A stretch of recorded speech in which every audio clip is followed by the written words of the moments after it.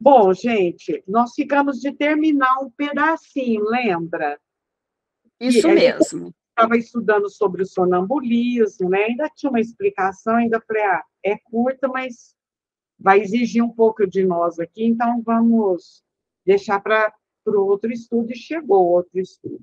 Então, lembrando do que ele falou, era causa e natureza da clarividência sonambúlica, que é essa capacidade do espírito, né, de se emancipar, e aí, no plano espiritual, ele vai ter algumas visões, ele pode ir de um lugar para o outro, pode dar receitas, uma série de coisas assim. Vocês me ajudam aí, tá, gente?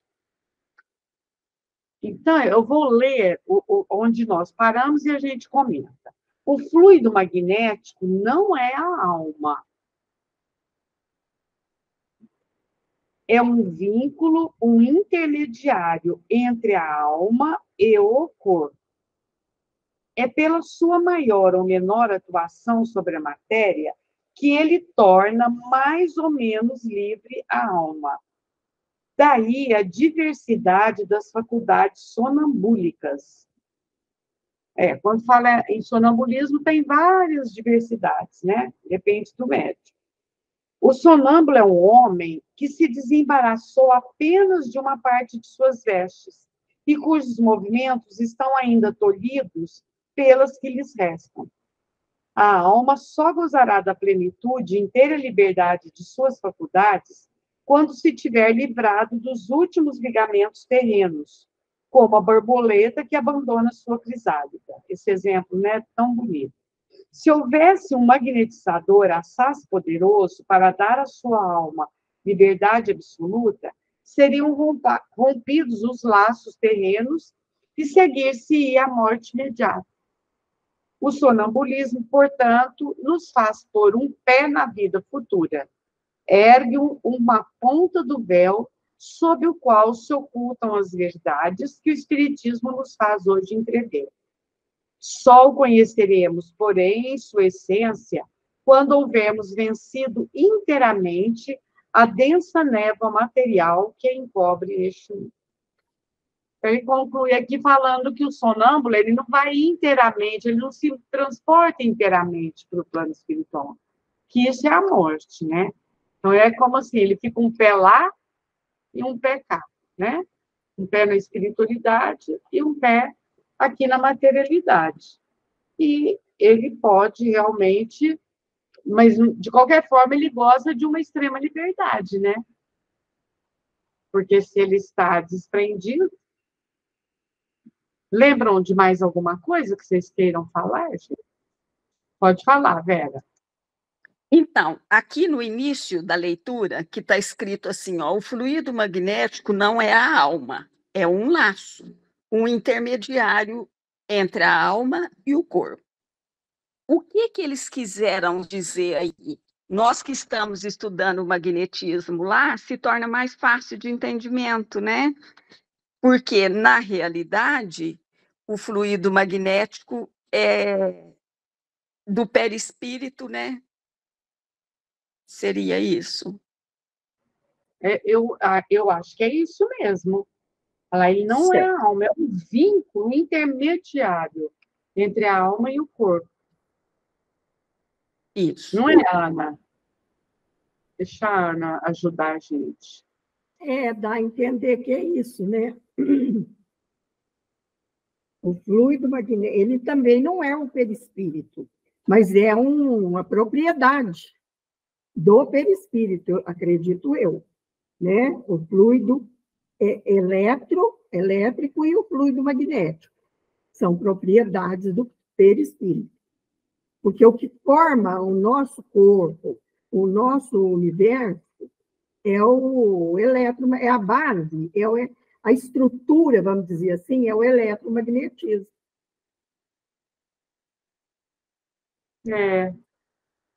Porque senão ele falaria que perispírito, né?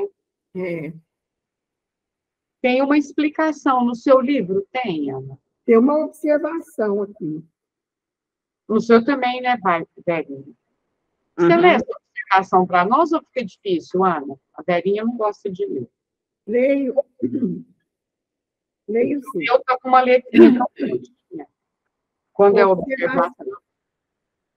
Esta explicação do fenômeno da lucidez antecedeu de um século as teorias hipnóticas e parapsicológicas em controvérsia no nosso tempo.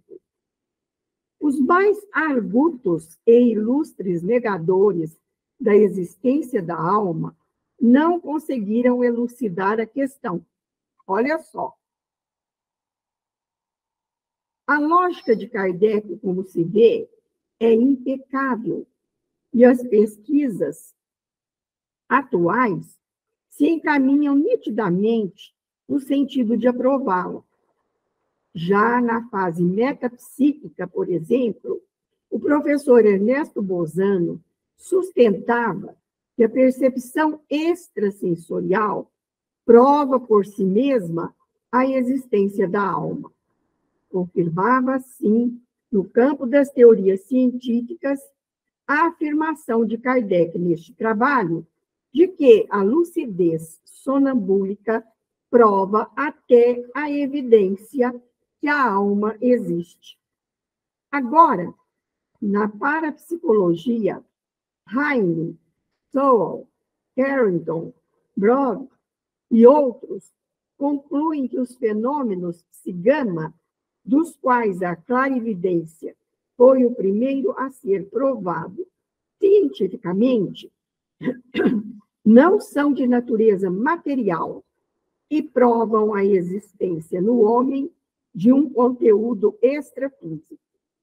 Devemos ainda lembrar que a conclusão de Kardec resultou de suas experimentações com numerosos médiuns. Dessas experimentações, encontramos os relatos minuciosos na Revista Espírita.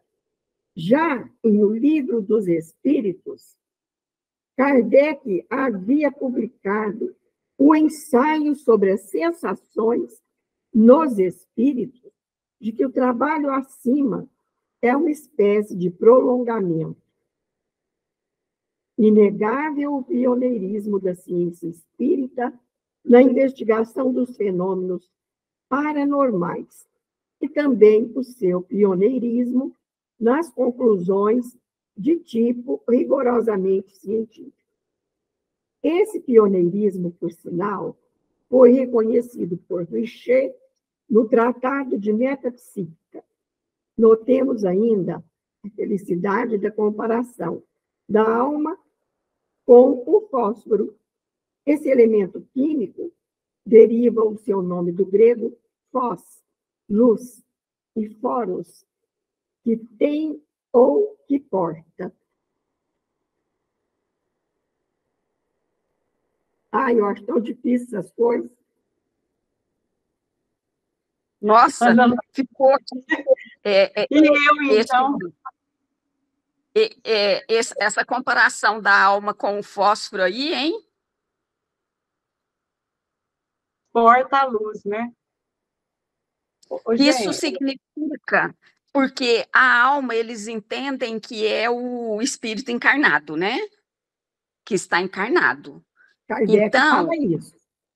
Kardec afirma isso. Tem uma pergunta lá no Livro dos Espíritos, que ele pergunta o que é a alma. Aí ele responde, a alma é o espírito encarnado.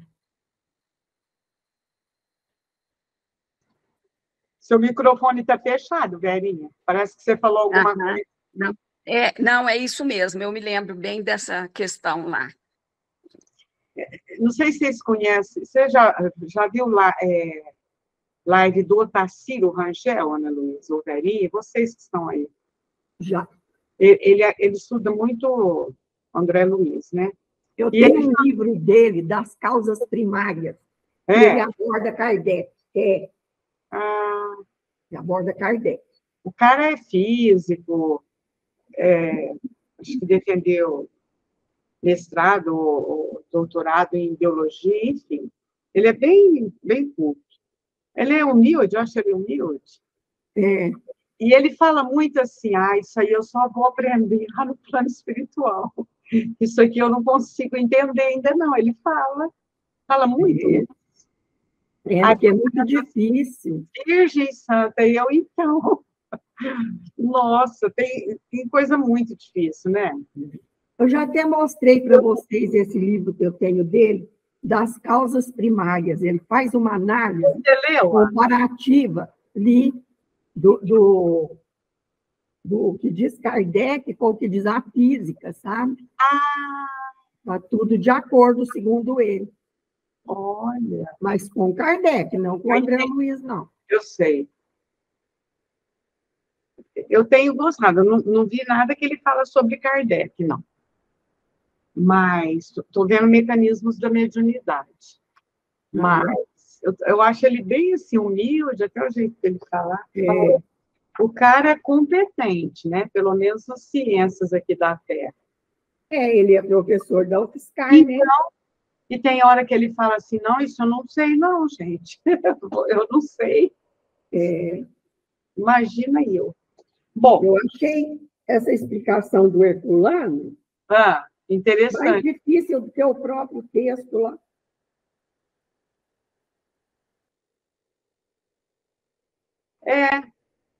O Herculano é outro sábio que a gente custa entender, mas tá bom, né? Enfim. Bom, mas o que ele quer dizer aqui? Que a alma existe É, e ela se prova por si mesma. isso. Que E que ela é existe capaz depois. E que o sonambulismo demonstra isso. É o que ele está dizendo aqui, é isso. É isso. Pelo menos eu acho que é isso que a gente deve guardar. Para nossa de bom tamanho, né? Isso mesmo, Ana, você explicou direitinho. Agora nós vamos ver a segunda vista. Está vendo que ele está falando da mediunidade, né? Então, vamos caminhar nesse capítulo. É um pouquinho intenso. Não é muito grande, não. Os capítulos são curtos agora. Maria chegou, tudo bem, Maria? Hoje Tudo bem. Um pouquinho atrasada, mas estou aqui. tem importância, tarda, mas não falha. Nossa. Então, vamos caminhar, gente. A segunda vista, eu leio, a gente comenta, vocês vão ajudando aí. Conhecimento do futuro, previsões. Ai, parece que são uns mosquitinhos que entram no olho da gente. Senhor. Conhecimento do futuro, previsões. Se no estado sonambúlico, as manifestações... Então, ele vai continuar falando de sonambulismo, né? As manifestações da alma tornam-se, de certo modo, ostensivas. Seria absurdo pensar que, no estado normal, ficasse ela confinada incondicionalmente em seu envoltório, como o caramujo em sua concha. Não é a influência magnética que as desenvolve, de modo algum. Essa influência apenas torna patentes por meio da ação que exerce sobre nossos órgãos. Ora, isso está querendo dizer que, eu vou falar, vocês falam para mim, é isso ou não, Marlene? Que mesmo sem o estado de sonambulismo, a gente aqui no nosso estado normal, nós não estamos confinados como um caramujo. Nós temos, vamos dizer assim, entre aspas, os nossos voos, né? Que a gente alcança a espiritualidade. Cada um de um jeito, ou no momento de um estudo, ou no momento do sonho, né? Enquanto nós estamos em desdobramento, eu acho que é isso, mas vocês me podem contestar se não for isso, né? As faculdades que vimos produzir-se nesse estado desenvolvem-se, às vezes, espontaneamente no estado normal, em certos indivíduos. Como consequência disso, adquirem eles a faculdade de ver além dos limites de nossos sentidos. Seria um sexto sentido, né? Veem coisas distintas em qualquer parte, a que a alma estenda em sua ação e por meio da visão comum. Os quadros que descrevem os fatos que narram apresentam-se-lhes como efeitos de miragem. É o fenômeno denominado segunda vista. A primeira vista é do nosso aqui, né? Dos órgãos do sentido, né? Que é a visão. A segunda vista seria além do sentido. Pode falar, Verinha. Então, no meu livro aqui, porque não tem as mesmas palavras no meu livro, é do Herculano, mas não tá. Aqui, a dupla vista. Aí eu me lembrei bem da Gênese, quando o Caio explicou com muita sabedoria a dupla vista. É verdade. Lógico, a dupla vista de Jesus. Lembraram? Entendi. É verdade. Aí está traduzido como dupla vista no seu livro? Mas o seu o também, seu Ana? é como... O meu é segunda vista. Mas eu acho que o seu é segunda vista por se tratar de pessoas encarnadas, não seria isso? É dos Ana, encarnados que ele o que está você acha? É dos encarnados aqui que ele está. Mas não, eu acho que é com a tradução mesmo. Eu até vou escrever no meu dupla vista, para eu saber.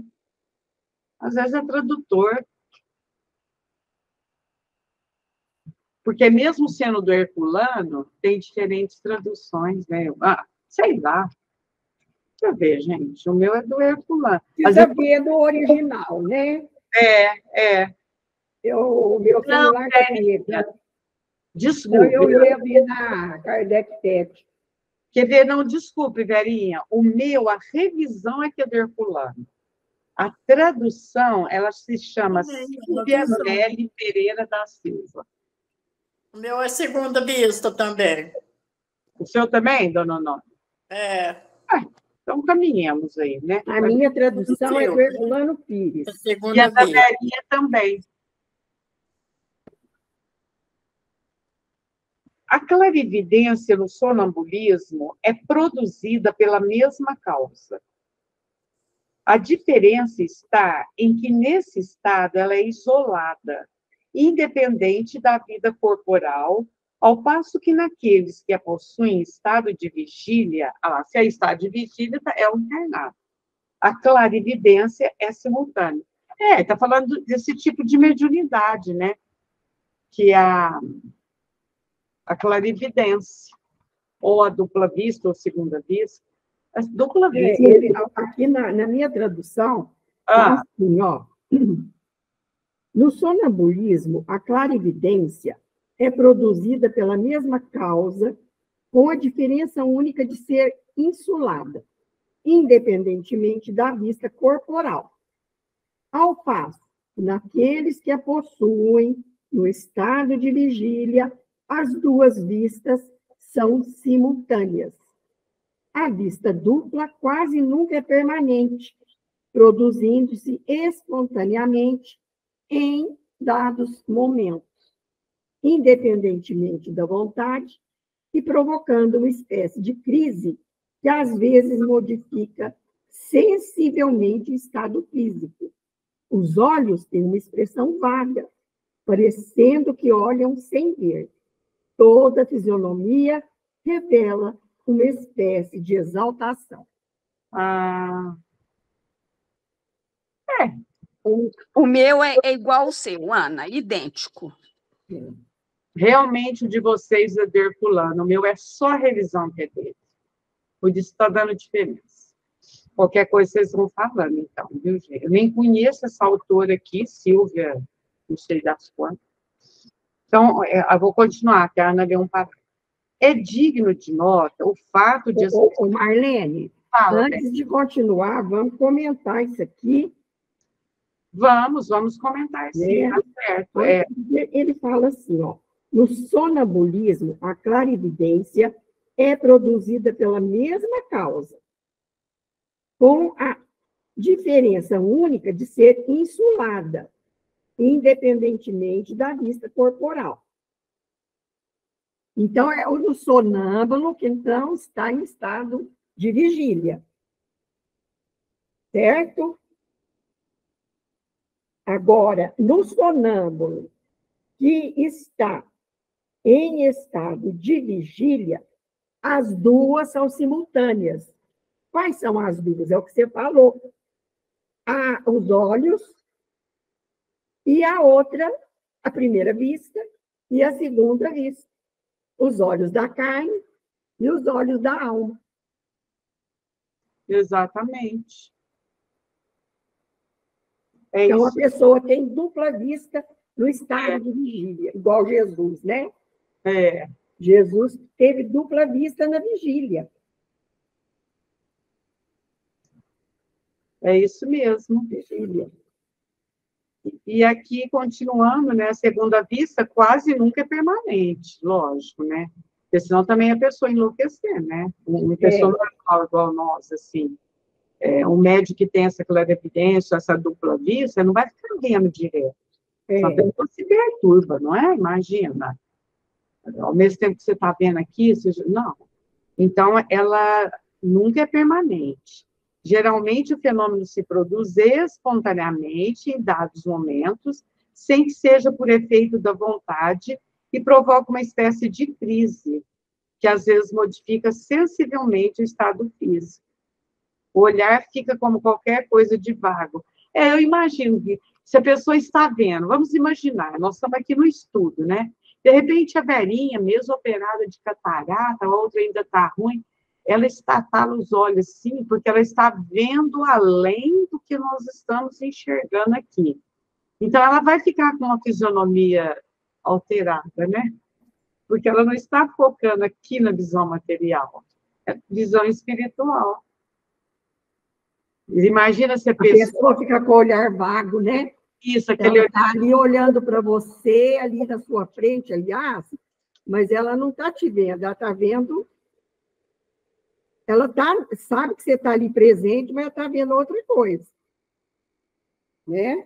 Além. Está vendo além, né? O olhar fica como qualquer coisa de vago, a pessoa parece olhar sem ver, toda a fisionomia reflete uma expressão, uma certa exaltação.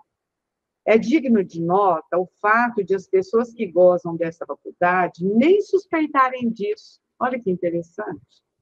Parece-lhes uma coisa natural, como a de ver com os olhos. É mais um atributo do seu ser que para elas nada tem de excepcional. Além disso, essa lucidez passageira é quase sempre seguida do esquecimento. E a lembrança, cada vez mais vaga do que foi visto, acaba por apagar-se como a de um sonho. Então, a pessoa esquece, né? Ela esquece. Gente, porque também se um médium não tiver esse esquecimento, uma pessoa normal, né? A gente não vai falar de um médium equilibrado, igual um Divaldo, um Chico. Médio arroz com feijão, né? Assim que nem que eu. Se a pessoa não esquece, ela meio que pira, né? Pode ver que às vezes o médico fala, o espírito falou isso? Olha, eu não sei, eu não me lembro. E não é nem porque ele é inconsciente, é porque meio que deleta mesmo. É interessante isso. E aqui, pelo que ele está falando, quem tem a dupla vista também. Né? De certo, vê naquele momento que é preciso, que é importante, mas depois apaga. Tudo bem, meninas? Há infinitos graus na potência da segunda vista, desde uma sensação confusa até uma percepção nítida e precisa como no sonambulismo. Falta-nos o termo para definir esse estado especial e, principalmente, os indivíduos que a ele são suscetíveis. Tem-se usado a palavra vidente e, embora ela não represente exatamente a ideia, adotá-la-emos até nova ordem, a falta de outra melhor. Então, ele tá fazendo diferença entre evidência e dupla vista. Mas ele fala, bom, às vezes a gente vai adotar isso aí na falta de outra palavra melhor. Porque o vidente é diferente, né? Da dupla vista. Porque, não sei se eu vou falar certo, vocês me ajudem. O vidente é o espírito que se apresenta para o médium. Na dupla vista, é o médium que vai perceber. Né? Vamos dizer, nessa emancipação. Ele vai perceber. Eu acho que é isso, não é, gente? Eu acho que sim, Marlene. Parece que é isso. Gente, aqui está cheio de mosquitinhos ficando para tudo. Há infinitos graus na potência da segunda vista, desde uma sensação confusa até uma percepção nítida e precisa, como no sonambulismo. Eu estou repetindo, né? Mas tudo bem. Falta-nos o termo para definir esse estado especial e, principalmente, os indivíduos que a eles são suscetíveis. Tem-se usado a palavra vidente, embora ela não represente exatamente a ideia, adotá-la-emos até nova ordem, a falta de outra melhor. Eu repeti. Se compararmos os fenômenos da clarividência sonambúlica com os da segunda vista, constataremos que o vidente pode ter percepção de coisas distantes, como o sonâmbulo. Ele vê a distância, segue o curso dos acontecimentos, expõe o rumo que tomarão e, em alguns casos, prevê-lhes o desfecho. Esse dom da segunda vista é que, em estado rudimentar, dá a certas pessoas o tato, a perspicácia, uma espécie de segurança em todos os atos, algo que podemos denominar de precisão de golpe de vista moral. Quando mais desenvolvido ainda, expõe acontecimentos que já se realizaram ou que estão para realizar-se, finalmente atingindo seu apogeu. Constitui o êxtase do estado desperto.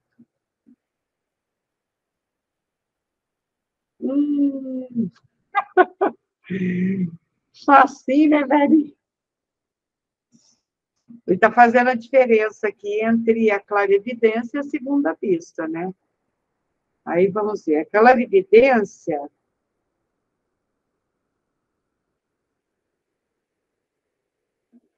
do vidente pode ter a percepção de coisas distantes. Como o sonâmbulo, ele vê a distância, segue o curso dos acontecimentos, expõe o rumo que tomarão, em alguns casos, e prevê o desfecho.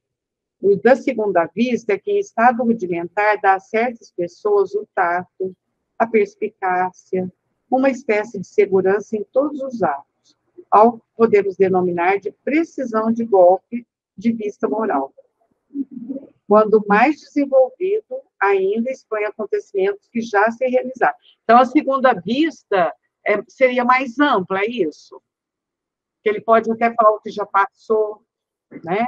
E também depende da moral do médium, né? Aqui depende, né? Porque, regra geral, a mediunidade não depende da moral do médium, né? A pessoa pode não ter nem... Mas aqui, no caso, sim. Vamos ver se a gente lê mais, fica mais claro. O fenômeno da segunda vista, como dissemos, é quase sempre natural e espontâneo, mas parece realizar-se mais frequentemente sob determinadas circunstâncias. Os tempos de crise, de calamidade, de grandes comoções, todas as causas, enfim, que superexcitam o moral, provocam o seu desenvolvimento. Parece que a providência, quando tem à frente perigos iminentes, multiplica à nossa volta a faculdade de antevê-los. Olha que interessante. Então, Deus permite que alguns médios, né, eu nem sei, eu acho que da segunda vista talvez nem seja média, é uma faculdade do próprio espírito.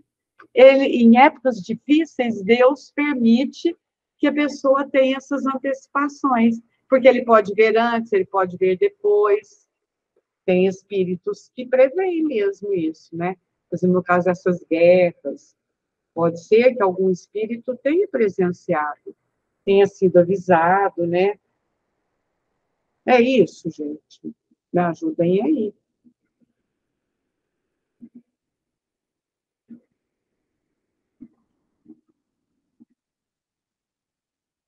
Se eu estou entendendo bem, mas vocês podem me corrigir, a segunda vista é uma capacidade do própria pessoa, né? Da alma da pessoa. Não é mediunidade. Seria uma emancipação, né? Vamos ver se é isso que eu estou falando, vocês ajudem aí. Sempre houve videntes em todas as épocas e em todas as nações. Parece que certos povos são mais naturalmente predispostos a isso. Dizem que na Escócia é muito comum o dom da segunda vista. É também frequente entre a gente do campo e os montanheses. Os videntes têm sido encarados de modo diverso, conforme os tempos e os costumes e o grau de civilização. Aos olhos dos céticos, passam por cérebros perturbados, alucinados. Então, quem não acredita, fala, essa pessoa aí é alucinada, é doida, né? Pode falar isso. São os céticos. As seitas religiosas os convertem em profetas, sibilas, oráculos. Isso antigamente eles falavam, né? Antes do espiritismo, bem antes, os oráculos, tinha sibilas, né? Que eram nada mais, nada menos do que os médios ou esses portadores de nos séculos de superstição e de ignorância, eram considerados feiticeiros e queimados vivos. Para o homem sensato que crê no poder infinito da natureza e na inesgotável bondade do Criador, a dupla vista é uma faculdade inerente à espécie humana, por meio da qual Deus nos revela a existência de nossa essência espiritual. Quem não reconheceria um dom dessa natureza em Joana d'Arc e em inúmeras outras personagens que a história qualifica de inspirados? A Joana d'Arc foi queimada, né? Por quê? Porque ela tinha faculdade. Ela tinha dupla vista, ela falava, né? O exército tal. Então, e aí, nessa parte aí, no seu livro usou dupla vista também, né? Agora usou, né, velhinho? Você viu que usou? Vi. É verdade. Interessante. Quer dizer que sempre nós tivemos médiuns, sempre nós tivemos espíritos com faculdade que transcende a materialidade. Sempre. E a história registra isso. Agora, até hoje tem gente que chama os médiuns de loucos, né? E não creem. E a mediunidade, não foi o espiritismo que inventou. Não foi. Ela existe de todo sempre. Ela estuda, isso sim, né? Pode falar, Verinha. Eu fiquei encucada com essa parte aqui. Talvez ninguém notou, mas a Ana ela é muito observadora, eu estou achando que ela notou. Porque aqui nessa parte diz assim, ó, dizem que na Escócia é muito comum a vista dupla, que se encontra também muito frequentemente na gente do campo e nos habitantes das montanhas. Ô, Verinha, você está lendo meu pensamento, né, Dé? Você ficou encucada com isso aí também? Porque eu estava parada lendo isso aqui, porque eu fiquei pensando, né? Podia ser. Às vezes eu até perco que a Marlene continua a leitura, porque eu estou ainda parada tentando entender o que está para trás. Então, não, mas quando vocês podem eu achei muito interessante, né? Isso aqui, ó. Por que na Escócia? Porque os druidas, será que é por causa dos druidas? Porque a presença dos druidas na Escócia foi muito marcante. E os druidas, eles eram uma classe sacerdotal do povo celta, né? Porque os celtas, eles se espalhavam ali pela Europa, várias, até na Ásia. E esse povo, então, eram os gauleses, né? E é muito interessante. E eles eram muito espiritualizados. Então, tanto é que Kardec foi um sacerdote druida. E a presença druida na Escócia foi marcante. Muito marcante. E agora, eles deveriam ser mais espiritualizados por estarem nas montanhas, nos campos, mais em contato com a natureza, pode ser, não é? Não, não é. Isso também influencia, né? Influencia, sim, muito esse contato, porque, inclusive, eles eram adoradores do carvalho, eles adoravam os bosques. Os cultos deles eram feitos ao ar livre na floresta, geralmente embaixo de um carvalho.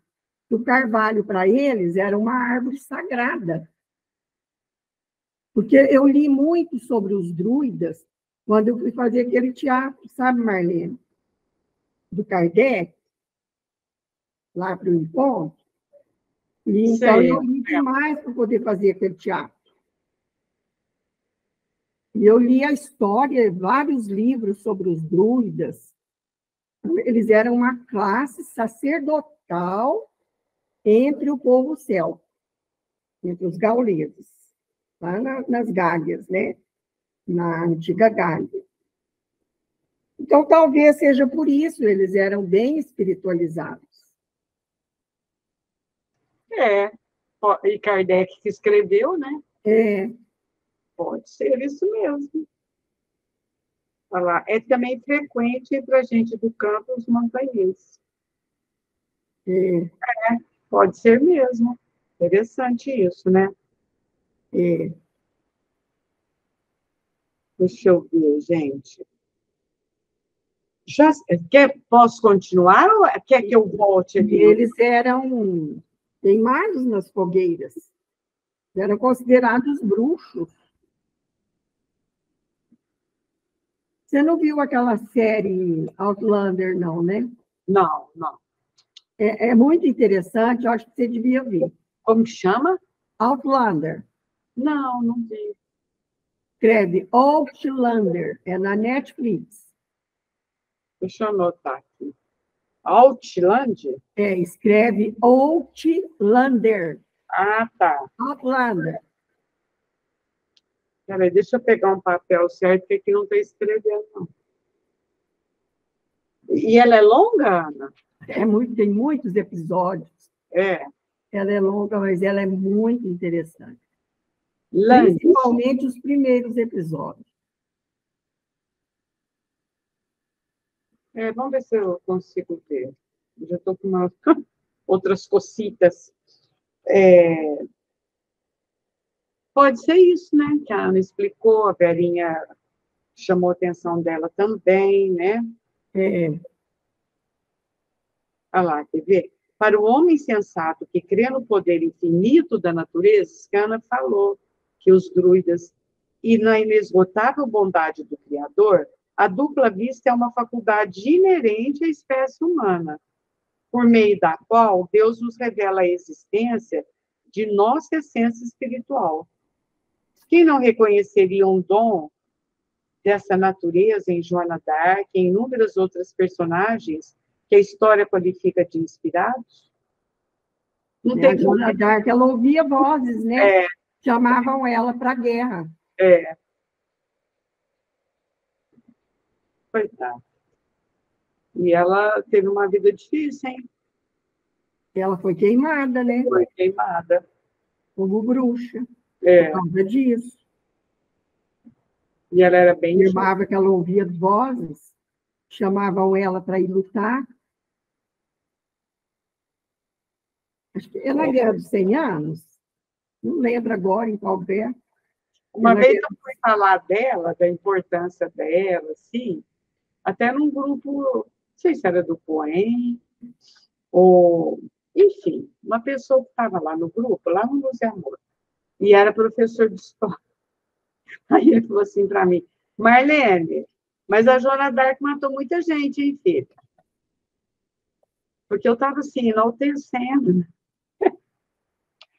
Ela foi para a guerra, né? Como se diz, quem vai para a guerra... Mata, né? Para matar, né? Ou morrer. Aí eu fiquei, então, né? Tá bom. Não sou eu que vou julgar, pensei com os meus botões. Mas ele queria dizer que eu não podia enaltecê-la. Eu estava enaltecendo, né? Aí eu falei, então tá bom. Fala, Verinha. Deixa eu aproveitar, não é o do nosso aqui assunto, mas é uma curiosidade minha. O Tonho postou que agora a mocidade passou para as quintas-feiras. Foi uma forma de ver se os meninos vão saindo da evangelização e já passando para a mocidade. E também ficar mais fácil deles irem, porque no domingo acabou praticamente, né? Ô, Verinha, sabe aquela história, pegar a faca no ninho? Porque Entendi. eles estão lá na evangelização que chama pré-mocidade. A tendência deles é depois, escapar. Como domingo miou, eles estão tentando fazer isso. Muito bom, parabéns. Salva, né? Gente, a nossa mocidade tinha 50 jovens. Depois da pandemia, virou nada. Eu assisti várias Só que esse problema está em todas as mocidades. Da geral. Geral. Então, mas a gente tem que acudir, né? Vamos ver. Aquele dia que aquele rapaz foi falar sobre as mocidades, ficou sem som no final, eu perdi o resto, fiquei tão triste. Ficou então, sem eu também só vejo assim, né? Porque eu não fico lá no presencial, eu também perdi. Isso foi muito bom, foi então. Eles estão tentando, né? Os jovens estão tentando. Então, vamos lá, gente. Já se falou muitas vezes em cartomantes que disseram verdades surpreendentes. Longe estamos de ser apologistas de credores da buena dicha, que exploram a credulidade dos espíritos fracos e cuja linguagem ambígua se presta a todas as associações de ideias a que é suscetível uma imaginação impressionável. Mas nada há de impossível no fato de certas pessoas que exercem tal profissão possuírem o dom da segunda vista, mesmo sem o saberem. Neste caso, as cartas em suas mãos não passam de um meio, um pretexto, uma base de conversação. Elas falam conforme o que veem e não de acordo com o que indicam as cartas, para as quais apenas olham. Kardec explicou direitinho, né, gente? Só que o que acontece? Às vezes a pessoa, ela começa a cobrar, né? Aí, mesmo que ela não tenha visão, ela começa a falar, que tem que dar resultado, né? Porque se eu vendo um produto, eu tenho que dar resultado. Engraçado que hoje foi uma moça lá no centro, ela não é de Franca, não, e ela estava passando por um processo de está passando, queria conversar. Aí ela falou isso, eu fui numa cartomante, e a mulher falou isso assim, assim. Só escutei, né? Não sei, né? Não posso falar nada, vamos conversar nós aqui com o que a gente sabe. E as pessoas procuram, viu? E tem gente que faz isso. E numa dessas, pode ser que a pessoa seja uma médium-vidente. E fala. Tem uma segunda vista e fala. Só que como ela começa a fazer isso para cobrar, aí já não fica espontâneo mais, né? Então, tem hora que ela vai acabar, vamos dizer, inventando, né? Para poder dar cabo do que ela ofereceu, né? Aí é que está. O Moacir Araújo Lima, lá do Sul, ele tem um livro chamado Da Parapsicologia à Bruxaria. E ele explica isso aqui naquele livro dele. Das cartomantes, né? Do tarô, da leitura das mãos. São médiums, né? Sim. E as pessoas gostam disso, porque esse pessoal, eles falam. Eles vão falar. De um jeito ou de outro, eles vão falar. Diferente, às vezes, de você ir numa casa espírita e querer respostas assim. O médium sério não faz isso, né? Existem médios e médios também. dependendo da casa que você trabalha e tudo. E aí as pessoas gostam, porque elas querem as respostas rápidas, prontas, né? Infelizmente. Então, continuemos, gente. O mesmo acontece com outros meios de adivinhação, tais como pelas linhas da mão, a Ana Luísa acabou de falar, pela borra do café, a clara de ovo e outros símbolos místicos. As linhas da mão têm talvez mais valor que todos os outros meios, não por si mesmas, mas porque o pretenso adivinho, tomando e palpando a mão do consulente, se for dotado da faculdade de segunda vista, põe-se em relação mais direta com este último, como sucede nas consultas sonambúlicas. Porque ele está com a mão da pessoa ali, ele vai ter mais percepção. Eu acho que a dona Honória sabe essa história da borra de café, não sabe, dona Honória? Parece que eu já vi a senhora falar uma vez. Não, eu lá ia falar aqui que, ó, aqui é falado, tem falado frequentemente em cartomantes, né? Era isso que eu ia falar, tem aqui no livro, né? O que vocês estão falando aí está aqui escrito, né? Está escrito aí, dona Honória. Está escrito. Marlene, na Turquia, eles usam muito essa leitura pela borra de café. É uma prática turca, né? Tanto é que é uma das atrações turísticas na Turquia é a leitura na borra do café. Ah, Ana, não sabia, não. É, Que é, assim... porque lá, o café turco ele é feito com pó, assim, tomado com pó, né? Não é coado igual o nosso, assim. E aí fica aquele resto na xícara. Ou mesmo as que fazem a leitura já fazem com a borra mesmo, né? Ali numa xícarazinha. Dependendo da posição da borra, do formato, dos desenhos, e fica desenhado na xícara, é interessante. Aí elas fazem a leitura. Pode desacreditar, né? Elas fazem a leitura como se diz, da buena dicha ou da desdicha de la persona. Ai, meu pai. Olha lá, os médios videntes podem ser incluídos na classe de pessoas que possuem dupla vista. Agora já está falando, pode ser classificado, né? Efetivamente, como estas, os médios videntes pensam ver com os olhos, mas, na realidade, é a alma que vê. E por essa razão é que veem tão bem com os olhos fechados como com os olhos abertos. Então, o médio vidente não precisa estar com os olhos abertos, porque não vê pelos olhos do corpo, né? Por conseguinte, um cego poderia ser médio vidente, tão bem quanto uma pessoa de vista perfeita. Seria interessante fazer um estudo para se averiguar se essa faculdade é mais frequente nos cegos. Somos levados a crê-lo, visto que, conforme se pode concluir pela experiência, a privação de comunicação com o mundo exterior, devido à falta de certos sentidos, dá, em geral, maior força à faculdade de abstração da alma e, consequentemente, maior desenvolvimento ao sentido íntimo, através do qual ela se relaciona com o mundo espiritual. Está querendo dizer, já que a pessoa está privada da visão material, às vezes ela tem mais capacidade, né? Eu não conheço nenhum cego que tenha essa capacidade, mas claro que pode ter, lógico. Uma vez perguntaram para o Tonho, o cego vê quando ele dorme? O Tonho não é cego assim, cego, né?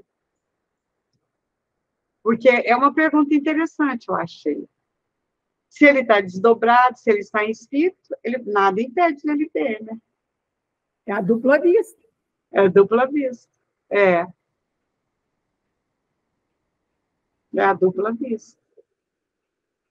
Posso ler mais um pouquinho, gente? Só mais um parágrafo e eu já paro. Os médios videntes podem, pois, ser comparados às pessoas que gozam de visão espiritual, mas seria talvez arbitrário considerá-las médiums, já que, baseando-se a mediunidade unicamente na intervenção dos espíritos, não pode ser considerado como ato mediúnico, algo que se faça por si mesmo. Olha que interessante que ele está falando aqui. Lá no livro dos médiuns, ele considera como uma mediunidade de evidência, que ele já está questionando isso. Que seria a própria faculdade da pessoa, né? Aquele que possui a visão espiritual vê pelo seu próprio espírito, não havendo necessidade do concurso de um espírito estranho. Agora eu estou entendendo. Para a manifestação dessa faculdade. É diferente da mediunidade de evidência, que aí o espírito se mostra para o médium, ou pode se mostrar até para todas as pessoas de uma reunião. Agora, aqui, quando ele vê por si mesmo, não é o espírito que está fazendo ele ver, ele que tem essa capacidade. Então, por isso que Kardec fala que, às vezes, nem é considerado médium, porque não tem intervenção do espírito. Olha quem está chegando ali, gente. Olha quem está chegando ali, Verinho. Terminou a reunião deles. E a nossa já vai terminar também. Querem falar mais alguma coisa? Onde que parou mesmo, Heleninha? Eu dei uma perdidinha para eu estar com as... Isto posto, examinemos até que ponto. Então, nós estamos estudando a dupla vista. Aí ele vai falar da mediunidade. Certo, entendi. Já achei. Você tem razão. Agora, no meu livro, disparou a falar dupla vista. Só no começo que falou segunda vista. Mas é a mesma coisa. Mais alguma coisa, amigas?